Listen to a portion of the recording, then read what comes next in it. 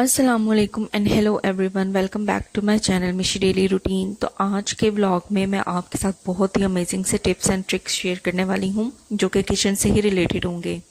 तो सबसे पहला टिप मैं आपके साथ शेयर करने वाली हूँ ये है कि किस तरह से आप फ्रिज की जो स्मेल है उसको ख़त्म कर सकते हैं। हम फ्रिज के अंदर मुख्तलिफ़ चीज़ें रखते हैं, फ्रूट्स होते हैं, बचे हुए सालन होते हैं, तो क्या होता है कि फ्रिज के अंदर एक स्मेल पैदा होनी शुरू हो जाती है। तो इस मकसद के लिए आपने ले लेना है न्यूज़पेपर या कोई सा भी रजिस्टर का पेपर ले लेना है।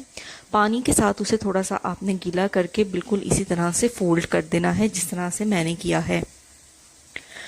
थोड़ा सा नम करने के बाद आपने क्या करना है, इसे आपने फ्रिज के अंदर रख देना है। तो जो फ्रिज का मिडल पोर्शन होता है, मिडल रैक होता है, वहाँ पे आपने इसको रख देना है। ये जो न्यूज़पेपर होगा या कागज़ हमने फ्रिज के अंदर रखा है, ये सारी बैड स्मेल को एब्जॉर्ब कर लेगा अपने अंदर। तो तकरीबन 4 से 5 घंटे के लिए आप इसे ऐसे ही फ्रिज के अंदर छोड़ दें। तो 4 से 5 घंटे के बाद जब आप इसे रिमूव करेंगे या फ्रिज खोलेंगे तो आप देखेंगे कि फ्रिज के अंदर कोई भी बैड स्मेल बाकी नहीं बची। तो चलते हैं नेक्स्ट टिप की तरफ। अगर गलती से कहीं आपके हाथ पे या बाजू पे बॉल पॉइंट का निशान पड़ जाए, या हमारे घर में अक्सर जो छोटे बच्चे होते हैं वो बॉल पॉइंट्स को पकड़ के तो अपने हाथों के ऊपर कुछ ना कुछ लिखते रहते हैं या कुछ ना कुछ बनाते रहते हैं, तो अक्सर हाथ साफ करने से या आप साबुन से भी कर लें तो बहुत जल्दी से ये निशान नहीं जाते बॉल पॉइंट के। तो आपने इस मसले को किस तरह से हल करना है, बिलफर्ज अगर आपके बच्चों ने अपने हाथ के ऊपर इस तरह से बॉल पॉइंट के निशान लगा लिए हैं, तो सिंपल आपने क्या करना है, कोई सा भी परफ्यूम ले लेना है या घर के अंदर मौजूद एयर फ्रेशनर है या बॉडी स्प्रे है वो आपने ले लेना है। तो मैंने यहाँ पे बॉडी स्प्रे ले लिया है। तो सिंपल आपने क्या करना है कि जहाँ पे बॉल पॉइंट का निशान लगा है वहाँ पे आपने इसे स्प्रे कर देना है। तो जैसे ही मैं स्प्रे करूँगी आप देखेंगे कि साथ ही यहाँ पे जो बॉल पॉइंट की इंक है वो रिमूव होना स्टार्ट हो गई है। अब कोई सा भी कपड़ा लेके या टिश्यू पेपर लेके आप अच्छी तरह से इसे साफ करें। तो देखें बिल्कुल ऐसे लग रहा है कि यहाँ पे बॉल पेन का निशान लगा ही नहीं था। तो थोड़ी बहुत जो कसर रह गई है वहाँ पे अगेन मैंने थोड़ा सा बॉडी स्प्रे स्प्रिंकल किया है और टिश्यू पेपर की मदद से इसे अच्छी तरह से मैं वाइप कर लूँगी। तो देखें बिल्कुल हाथ नीट एंड क्लीन हो गया है। तो इस टिप को भी आपने ज़रूर फॉलो करना है। बहुत ही अमेजिंग है, बहुत ही आसान सा ट्रिक है और घर में ही मौजूद चीज़ों से आप इसे सॉल्व कर सकते हैं इस मसले को। तो देख लेते हैं नेक्स्ट टिप।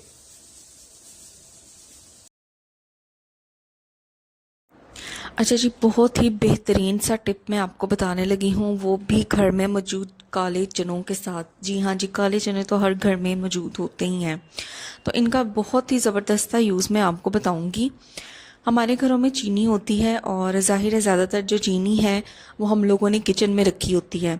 तो क्या होता है कि किचन में कुकिंग वगैरह होती है और वक्त के साथ साथ या तो बारिशों का मौसम में या बारिशों का मौसम नहीं भी है, लेकिन किचन में चीनी रखने से क्या होता है, इसमें नमी पैदा हो जाती है और ये आपस में स्टिक कर जाती है, जुड़ जाती है। तो इस मसले को हल करने के लिए हम यूज़ करेंगे काले चनों का। काले चने जो हैं इनके अंदर ये एबिलिटी होती है कि वो जो मॉइस्चर है उसको अपने अंदर जज़ब कर लेते हैं। तो यहाँ पे देखें मैं काले चनों का यूज़ करूँगी। आपने चीनी की जितनी भी मिकदार आपके जार में है उसके अकॉर्डिंग आपने थोड़े से यहाँ पे काले चने या ब्लैक चिकपीस भी जिन्हें कहते हैं वो आपने ले लेने हैं और चीनी वाले जार के अंदर आपने डाल देना है और जस्ट डालने के बाद आपने इसे थोड़ा सा हिला देना है ताकि जो काले चने हैं वो जगह जगह पे डिस्ट्रीब्यूट हो जाएं। इनके अंदर ये एबिलिटी होती है कि ये मॉइस्चर को बहुत अच्छी तरह से एब्जॉर्ब कर लेते हैं और जितनी भी चीनी के अंदर नमी होगी उसको जज़ब कर लेंगे और चीनी बिल्कुल भी जुड़ेगी नहीं, नम नहीं होगी।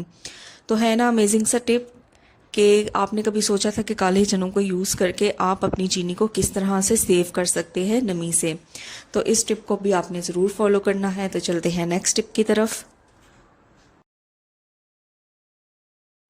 अच्छा जी, अक्सर क्या होता है कि कुकिंग करते हुए या जब हम मॉर्निंग के अंदर पराठे बनाते हैं तो ऑयल वगैरह जो किचन की शेल्फ़ होती है या स्लैब होता है काउंटर्स का वहाँ पे गिर जाता है।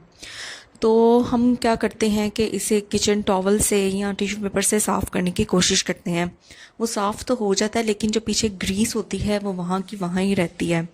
उसके बावजूद हमें फिर वहाँ पे थोड़ा सा बर्तन धोने वाला साबुन गिरा के फिर से उसे हमें साफ़ करना पड़ता है।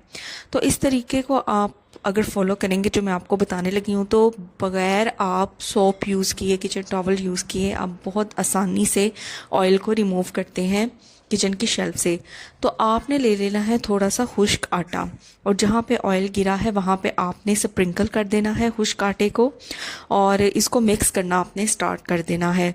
तो आप देखेंगे कि जो आटा है वो ऑयल को एब्जॉर्ब करता जाएगा।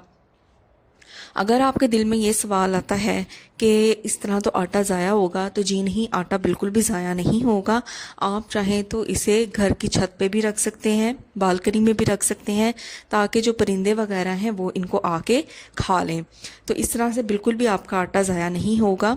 तो आप देखेंगे कि जैसे जैसे मैं इसे आटे को मिक्स कर रही हूँ ऑयल के साथ, बिल्कुल नीचे से नीट एंड क्लीन है स्लैब, बिल्कुल भी चिपचिपाहट नहीं है, और बहुत ही इजीली जो ऑयल है वो यहाँ से रिमूव हो जाएगा। तो है ना कितना अमेजिंग सा ट्रिक। आप इसे यूज़ कर सकते हैं परिंदों को डालने के लिए, ये बिल्कुल भी आपका ज़ाया नहीं हुआ। अभी मैं आपको यहाँ से टिश्यू पेपर से एक दफ़ा वाइप करके दिखाऊंगी, सिर्फ इसलिए कि आप देख सकें कि कितनी नीट एंड क्लीन जो स्लैब है वो यहाँ से रहेगी। तो ये देखें, मैंने टिश्यू पेपर का एक पीस ले लिया है, और ये जो आटा है इसको मैं करती हूँ साइड पे।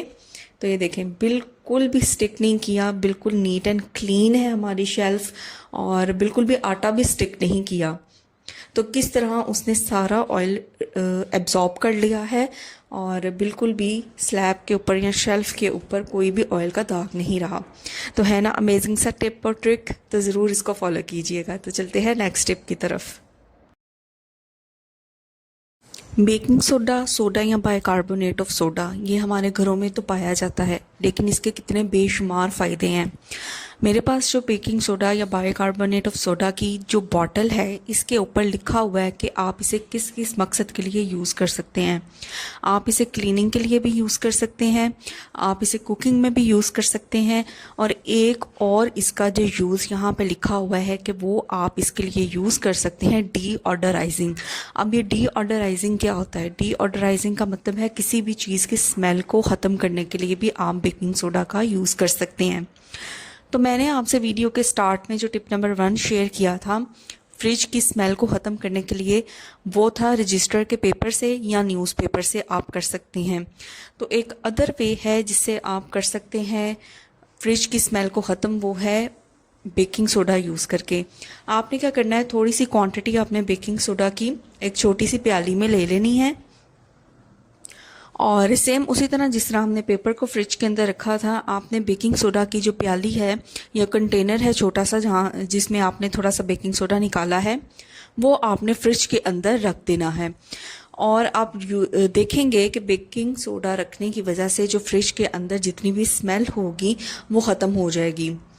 तो चलते हैं नेक्स्ट टिप की तरफ। जैसा कि सर्दियों का आगाज़ तो हर कंट्री में हो चुका है, तो क्या होता है कि जो अपर्स हैं, कोट्स हैं, वो हम लोगों ने कबर्ड में हैंग किए होते हैं, और इनके जो बाजू हैं वो इस तरह से बाहर की तरफ होते हैं, और दूसरी साइड से भी कबर्ड की बाहर की तरफ से होते हैं। तो इससे क्या होता है कि जब भी डोर प्रॉपर्ली ना क्लोज़ नहीं होता कभी कभी, और वैसे भी ये डर्टी होने का ना ज़्यादा अंदेशा होता है, तो इनको फ़ोल्ड करने का ना मैं आपको एक ऐसा आसान सा और अमेजिंग सा तरीका बताने लगी हूँ। तो आपने करना क्या है, जितनी भी जर्सीज़ हैं, कोट्स हैं, अपर्स हैं, आपने उनको इसी तरह ले लेना है, और जो उनके बाजू होंगे उनको आपने अंदर की तरफ फ़ोल्ड करना है। तो ये देखिए, मैं आपको करके दिखाने लगी हूँ। जिस तरह के ये बाजू है ना, तो सिंपली आपने क्या करना है कि बाजू को अंदर की तरफ आपने फ़ोल्ड कर देना है। तो ये इतना आसान सा तरीका है ना, इससे क्या होगा कि जो बाजू हैं अपर के, जैकेट के या कोट के, एक तो वो भी सेफ़ रहेंगे, कबर्ड में स्पेस भी रहेगी, और जो कबर्ड का डोर है वो भी ईज़िली क्लोज़ हो जाएगा। तो आपके सामने 1 से 2 अपर मैंने इसी तरह फ़ोल्ड करके आपको दिखाए हैं। तो है ना ये अमेजिंग सा तरीका। तो बहुत ज़्यादा ये स्पेस सेविंग भी है और नाइस भी लगता है। इससे आपके जो, आप अगर ये समझ रहे हैं कि आपके कोट के जो बाजू हैं या अपर के बाजू हैं वो ख़राब होंगे, तो ऐसा बिल्कुल भी नहीं है।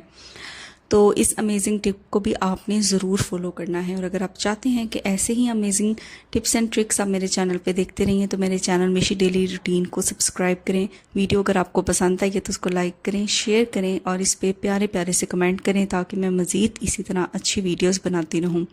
और हाँ, अपने फ्रेंड्स एंड फैमिली मेम्बर्स के साथ शेयर करना ना भूलिएगा। तो मिलती हूँ आपसे नेक्स्ट वीडियो में इंशाल्लाह। Till then take care.